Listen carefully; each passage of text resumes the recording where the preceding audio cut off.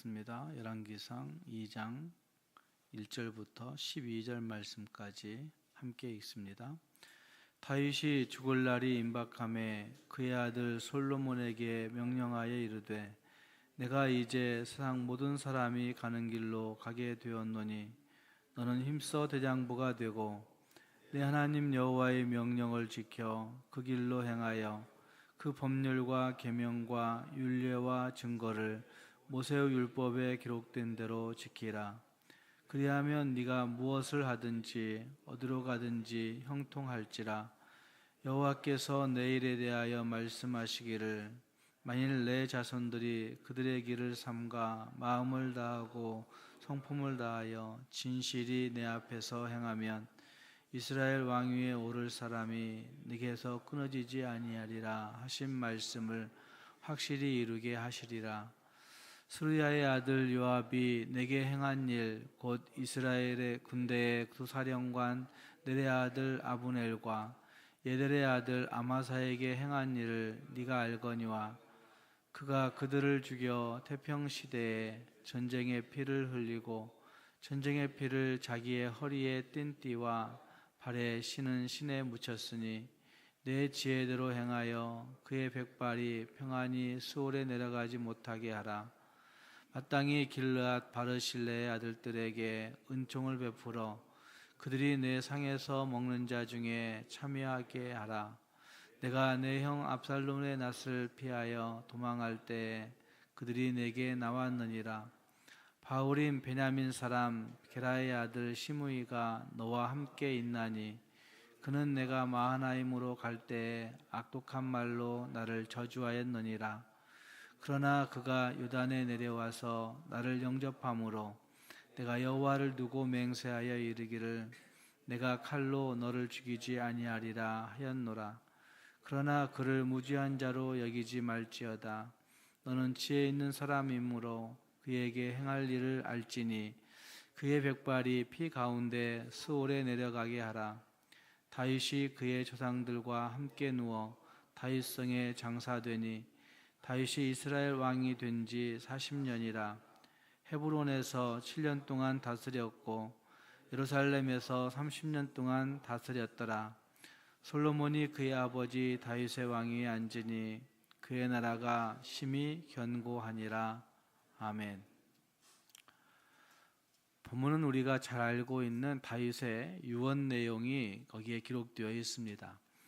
다윗의 유언 내용은 두 가지 측면으로 나눌 수가 있는데 하나는 신앙적인 유언과 그리고 정치적인 유언 두 가지로 나누어 살펴볼 수 있고 또 다윗의 그 유언들은 어쩌면 우리가 믿음으로 살아갈 때에 우리의 마지막 날이 어떤 모습이어야 될까 하는 생각들을 해보게 만드는 말씀이 여기에 있다고 할 수 있습니다. 함께 그 말씀의 1절 말씀부터 4절 말씀은 다윗이 신앙적인 유언을 솔로몬에게 내리고 있는 모습이 거기에 등장하고 있습니다. 죽음이 가까워진 다윗은 솔로몬에게 마지막 말을 남기고 있습니다. 무엇보다도 하나님의 명령을 지킬 것을 명하고 또 순종하기 위해서는 어린 솔로몬이 대장부가 되어야 된다 하는 말씀이 오늘 말씀에 등장하고 있습니다. 2절 말씀에 너는 힘써 대장부가 되고 힘써 대장부가 되어 3절 말씀에 여호와의 명령을 지켜 그 길로 행하여 그 법률과 계명과 율례와 증거를 모세의 율법에 기록된 대로 지키라 라고 그렇게 명령하고 있습니다. 하나님의 명령을 지킨다는 것은 그분이 원하시는 길로 행하는 것이고 하나님의 명령을 지킨다는 것은 하나님의 뜻이 무엇인지를 항상 마음에 두고 그 뜻을 하나님의 뜻을 따라 행하는 것이 하나님의 명령을 지키는 것이라 할 수 있을 겁니다. 그리고 그분이 원하시는 길, 그분의 뜻 이것은 율법에 명시되어 있었습니다. 그러니까 그 당시에 이스라엘 백성들은 하나님이 주신 그 율법의 말씀들을 하나님이 정하신 길로 여기고 그렇게 지켜 행해야 했다는 말입니다. 다윗은 이것을 법률과 계명과 율례들과 그의 증거들로 반복하면서 율법이 하나님에게서 나왔고 하나님이 인간의 행할 길을 알리셨음에 대해서 강조하고 있는 것을 볼 수가 있습니다. 또한 순종하면 무엇을 하든지 어디로 가든지 어디로 향하든지 형통할 것이라 라고 격려하고 있는 말씀도 거기 등장합니다. 어디로 가든지 형통할지라 라고 하는 그 말씀은 어쩌면 형통이라고 하는 그 관점에서 우리가 생각해 보니까 형통만 보이지만 사실은 어디로 가든지라고 하는 그 가든지라고 하는 말은 어디로 방향을 전환하는 그것을 의미하고 있는 것이죠. 그러니까 하나님의 말씀을 향하여 하나님의 뜻을 향하여 우리의 모든 삶의 방향을 그쪽으로 전환할 때 하나님이 형통하게 하신다라고 하는 그 말씀을 갖고 있는 것이라 할 수가 있습니다. 하나님이 형통케 하신다 격려하고 있는 모습은 매우 귀한 말씀이 아닐 수 없습니다. 그리고 다윗은 이어서 하나님이 그와 맺은 언약을 이루어 주실 것을 상기시키고 있는 모습이 그 다음에 등장하고 있습니다. 4절 말씀에 여호와께서 내 일에 대하여 말씀하시기를 하나님이 약속하셨다는 얘기를 하고 있는 것이죠. 이렇게 행하여 진실이 내 앞에서 행하면 이스라엘 왕위에 오를 사람이 너에게서 끊어지지 아니하리라 하신 그 약속을 확실히 이루게 하신다고 말씀하고 있습니다. 다윗이 말하고 있는 하나님의 언약은 매우 조건적인 모습이 거기에 등장합니다. 모든 마음과 영혼을 다하여 진실하게 하나님 앞에서 행하고 행위를 주의하면 그러면 너희 왕조의 그 지속이 결정된다고 하는 내용으로 그렇게 말하고 있습니다. 그러나 사무엘하 7장 12절 이하에서 말씀을 보시면 사실은 하나님은 다윗에게 이런저런 조건을 내걸지 않으셨고 오직 하나님의 은혜로 그 왕조가 영원히 견고할 것을 약속하셨던 것입니다. 어쩌면 우리는 하나님 앞에서 분명히 이 신앙의 확신이 있어야 될 것입니다. 하나님은 우리에게 이렇게 행하면 너에게 구원 줄 거야 라고 말씀하시는 것이 아니라 하나님은 이미 우리를 구원하시고 은혜로 우리를 구원하시고 그리고 구원받았기 때문에 하나님의 말씀을 따라 살아가야 할 것을 요구하고 있다는 사실을 보아야 된다는 말입니다. 하나님이 지금 이스라엘 민족들에게 다윗을 통해서 주시는 그 약속, 영구하게 끊어지지 아니하리라 라고 하는 그 약속은 결코 과장이 아니었습니다. 다윗의 후손 예수 그리스도를 통하여 세워질 하나님의 왕국을 적용할 수 있기 때문에 다윗의 왕조가 영구하게 끊어지지 아니한다 하는 약속이 멈춰지지 아니하고 하나님의 약속대로 이루어졌다고 말할 수가 있다는 말입니다. 오늘 우리는 하나님 앞에서 이 땅을 살아가는 동안에 어떤 영적 유언을 남기고 싶으십니까? 자식들한테 남겨줄 가장 좋은 유언은 신앙적인 유언일 것입니다. 왜냐하면 그 신앙적인 유언의 끝자락에는 하나님이 영구히 지키신다, 하나님이 영원히 형통케 하신다라고 하는 그 약속이 담겨져 있기 때문에 신앙적인 유언이 자손들에게 가장 좋은 유언이 될 수 있다는 말입니다. 두 번째 읽었던 말씀 5절 말씀부터 9절 말씀까지 해서 다윗은 정치적인 유언을 하고 있는 것을 볼 수가 있습니다. 다윗의 정치적인 유언은 어쩌면 가장 한때는 충직했던 그 요압이 다윗에게는 가장 위협적인 신하가 되었음에 대해서 분명하게 언급하고 있는 것으로 시작하고 있습니다. 함부로 내칠 수도 없고 가까이 의지할 수도 없는 존재였는데 그 요압이 결국 반역하는 무리에게 가담하고 말았음을 분명히 말하고 있습니다. 다윗은 그의 악행을 잊지 않고 있었고 비록 자신이 처리하지 못했지만 솔로몬에게는 그가 평안히 죽지 않게 하라고, 평안히 죽게 하지 말라고 명령하고 있는 말씀이 거기에 등장하고 있습니다. 5절 말씀에서 그들을 죽여 태평시대에 전쟁의 피를 흘리고 전쟁의 피를 자기의 허리에 띤 띠와 발에 신은 신에 묻혔으니 평안히 스올레 내려가지 못하게 하라. 평안히 죽게 하지 말라고 그렇게 5절과 6절에서 말하고 있는 것을 볼 수가 있습니다. 또한 6절 말씀, 7절 말씀에서는 다윗의 나라에 충성했던 바르실레의 아들들과 압살롬의 반역 때 그를 저주했던 그 시므이에 대한 차별적인 조치를 당부하고 있는 모습도 7절 이하에서 볼 수가 있습니다.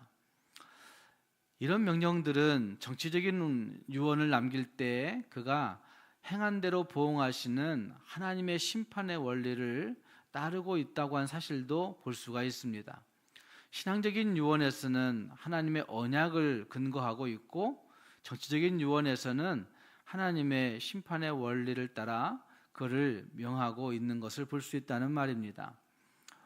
어쩌면 마지막 모습을 어떻게 살아가야 될 것인가 하는 것들을 생각해 봐야 되는데 마지막 모습 어떤 면에서든지 간에 하나님을 그가 기억하고 있더라.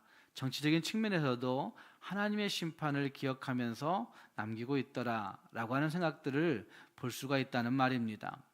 인간적이고 정치적인 모습으로 그것을 해결하려고 하는 것이 아니라 하나님은 이것을 어떻게 하기를 원하셨을까? 하나님은 어떻게 이것들을 처리하셨을까에 집중하여서 그의 마지막 당부를 하고 있는 것입니다. 그리고 마지막 10절 말씀부터 12절 말씀에서는 다윗이 죽고 그의 장례에 관한 이야기가 잠깐 언급되고 있는 모습이 거기 등장합니다. 다윗이 그의 조상들과 함께 누워 다윗성에 장사되니라고 말하고 있습니다. 다윗이 죽었습니다. 아니, 그 당시로 이야기한다면 다윗도 죽더라 이렇게 이야기할 수가 있을 것입니다. 최고의 권력과 최고의 부를 가지고 있고 최고의 지혜로 그 당시의 모든 일들을 잘 감당해 왔던 다윗, 그 다윗도 죽음 앞에서는 어쩔 수 없더라 이런 말씀으로 볼 수가 있다는 말입니다. 위대한 왕 다윗도 이제 없는 것입니다. 눈에 보이는 왕이 아니라 하나님이 이스라엘을 책임지시게 해야 하는 그 직책이 더 중요한 문제라 할 수가 있는 것입니다. 40년 동안 왕의 자리를 지켰던 그 다윗이었습니다. 헤브론에서 7년 그리고 예루살렘에서 33년을 그 하나님이 주신 그 왕의 자리를 책임을 다해 지켰던 사람이라는 말입니다. 그 권력이 개인적인 영화일 수도 있지만 그는 숱한 아픔을 겪었고 전쟁을 치렀고 그리고 상당히 인생의 많은 기간들을 광야에서 지내야 했던 그런 모습들도 있었습니다. 가장 위대한 왕이라 하는 명성도 얻었지만 그가 남긴 것은 아무 걱정할 것 없는 나라가 아니었습니다.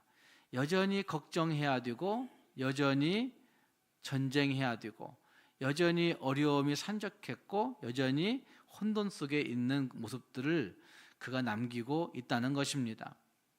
이렇게 볼 때 우리는 우리가 이 땅 살아가는 동안에 이 세상에서 우리가 해낼 수 있는 일들이 생각보다 적구나라는 생각을 해볼 수밖에 없습니다. 어쩌면 그 영향력도 오래가지 않습니다. 그런데도 불구하고 우리는 이 땅에서 내가 무엇인가를 남겨놓으려고 무엇인가를 쟁취해 보려고 무엇인가를 내 이름으로 해보려고 끝까지 안달하는 모습들이 너무나 많이 있는 것입니다. 그러나 그 모든 것들이 다윗이 죽는 죽음의 마지막 모습을 보면 아무것도 남겨둘 수 없구나라는 사실을 보여낸다는 말입니다. 인생을 마무리할 때 나는 어떤 유언을 남기고자 하는지 한번 여러분 생각해 볼 수 있기를 바랍니다. 그것이 신앙적인 유언인지 아니면 그것이 가족적인 유언인지 아니면 그것이 내 어떤 한을 풀어내는 그런 유언인지 아니면 다윗과 같이 정치적인 유언인지 우리 자신들을 돌아보면서 그 모든 유언들이 결국 나중에 하나님 앞에서 어떤 평가를 받을 것인지를 결정짓는 모습일 수도 있는 것입니다. 하나님 앞에 설 때 하나님의 평가가 가장 중요한 것일 텐데, 내가 남길 유언을 생각해 보면서 나는 그 유언들을 남기며 살아갔을 때 하나님 앞에 어떤 평가를 받을 수 있을까 하는 생각들을 해보면서 하나님을 의지하고 하나님의 약속을 신뢰하면서 하나님이 그 약속하신 대로 우리를 지켜주신다 고백할 수 있는 우리 모두가 될 수 있기를 주님의 이름으로 축복합니다. 기도하겠습니다. 말씀을 생각하시면서 같이 기도할 수 있기를 바랍니다. 다윗은 그의 인생의 끝자락에 솔로몬에게 신앙적인 유언으로 그의 삶을 북돋우고 있는 모습이 등장합니다. 힘써 대장부가 되어 하나님의 말씀을, 하나님의 율법을 지키라. 그리하면 네가 무엇을 하든지 어디로 가든지 하나님이 너를 형통케 하신다라고 하는 그 약속으로 그에게 당부하고 있습니다. 하나님, 우리도 다윗과 같이 입버릇처럼 신앙적인 유언을 남길 수 있는 우리가 되게 달라고 기도할 수 있기를 바랍니다.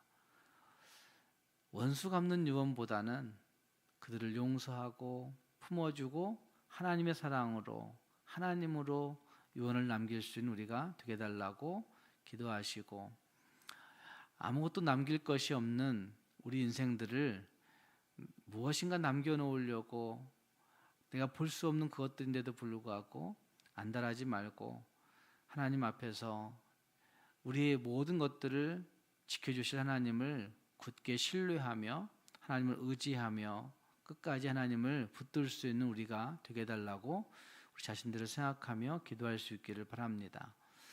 교회를 위해 기도할 때 교회 여러 직분자들을 생각하며 기도해 주시기 바랍니다. 교역자들을 위해서 기도해 주시고 장로님들과 권사님들과 집사님들을 위해서 하나님이 세우신 그 직분 가장 소중한 줄 알고 그 직분 잘 감당해 갈 수 있는 우리가 되게 해달라고, 직분에 맞는 영성과 은혜와 능력을 가지고 이 땅에서 하나님의 사람으로 잘 살 수 있는 우리가 되게 해달라고 직분자들을 생각하며 기도해 주시고, 나라와 민족을 위해서 이 혼돈 가운데 하나님 나라를 위로해 주시고 많은 사람들을 주님이 붙들어 주시라고, 지도자들을 하나님이 지혜롭게 해주시라고 나라와 민족을 위해서도 같이 기도해 주시기 바랍니다. 함께 기도하겠습니다. 은혜가 풍성하신 하나님, 주님의 사랑과 은혜를 감사합니다. 주 앞에 나와 기도할 수 있도록 오늘도 힘 주신 것을 감사합니다. 주의 말씀 들으며 하나님, 우리가 우리 후손들에게 어떤 유언으로 주님을 새겨야 될 것인지 알게 해주시니 감사합니다. 하나님 아버지, 사랑하는 자녀들을, 사랑하는 후손들을 주님의 손에 올려드릴 줄 아는 우리가 될 수 있도록 도와주시사, 주님의 손에 의탁할 때 주님이 그들을 지키시고 그들을 인도하시고 주님의 약속으로 그들이 영원히 형통하게 되는 그 은혜를 받아 누릴 수 있는 주님의 사람들 되도록 하나님 함께해 주시기를 원하옵나이다. 하나님 아버지 뿐만 아니라 우리의 삶 가운데 마지막 끝까지 주님 신뢰하며 주님 의지하며 주님 붙들고 나아갈 수 있는 믿음의 사람들이 다 되도록 붙잡아 주시옵소서. 하나님 아버지, 오늘 한날도 주께서 교회를 지키시사 교회에 속한 모든 권속들이 주의 은혜로 보호받고 주의 은혜로 인도받는 한날이 되도록 인도하여 주옵소서. 아버지 앞에 나와 기도한 성도들을 주님이 기억해 주시고 기도할 때마다 우리의 마음이 주님께 향하여 온전히 있을 수 있게 도와주시고 주님이 주시는 응답의 확신이 찬송으로 이어지게 하여 주옵소서. 예수님 이름으로 기도합니다. 아멘.